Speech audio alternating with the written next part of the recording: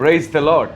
God bless Vetapalem. Chirala దగ్గరలో ఉన్న వేటపాలానికి నేను రాబోతున్నాను. మే నెల 29వ తారీఖు ఉదయం సాయంత్రం 2 పూటలు నేను మీ మధ్యలో ఉండబోతున్నాను. కల్వరి సియోను మినిస్ట్రీస్ వారు నిర్వహించు మందిర వార్షికోత్సవ క్రీస్తు సువార్త ఉజ్జీవ సభలు మే నెల 27, 28, 29.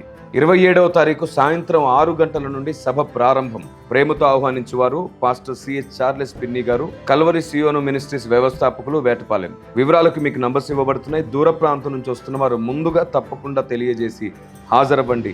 దూర ప్రాంతం నుంచి వస్తున్న వారికి భోజన వసతి కలదు అని ప్రకటించారు. స్థలం కల్వరి సియోను ప్రార్థనా మందిరం, మెయిన్ రోడ్, వేటపాలెం. మీకు తెలుసా, చాలా చివరి దినాల్లో ఉన్నాం. కాలం సమీపిస్తుంది.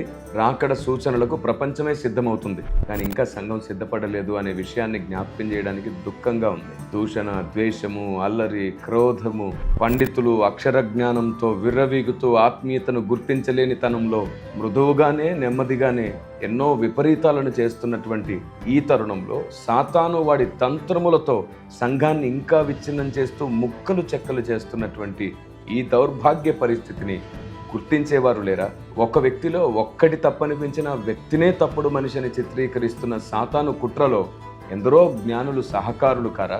పౌలు పడిపోయిన వారిని తిరిగి లేపమన్నాడే గాని మనం పడిపోయిన వారిని త్వరగా సమాధి చేస్తున్నామే. నీతి, యథార్థత, మంచితనం పేరట భక్తిని సాతాను తంత్రములను గమనించలేకపోతున్నామే. ఓ దేవుని ప్రజ, కాలం సమీపిస్తుంది. వాడి కుట్రలను, వాడి తంత్రములను కూడా మనం గుర్తించాలి. ఏది దేవుని చిత్తము, ఏది దేవుని ఆలోచనో గమనించాలి. ఆత్మదేవుని ఆలోచనతో నేను మీ మధ్యలోనికి వస్తున్నాను. అనుదినం ఆత్మదేవుని చేత నడిపించబడుతూ అన్నిటినీ సరిగ్గా తూకం వేద్దాం. ప్రతిరోజు నేర్చుకుందాం. మార్చుకోవలసిన వాటిని ప్రతిరోజు మార్చుకుందాం. God bless you. ఇంకెన్నో విశేషమైన సంగతులతో నేను వేటపాలెం రాబోతున్నాను. తప్పకుండా హాజరవ్వండి. మే నెల 29వ తారీఖు ఉదయం సాయంత్రం 2 పూటలు నేను మీ మధ్యలో ఉండబోతున్నాను. God bless you.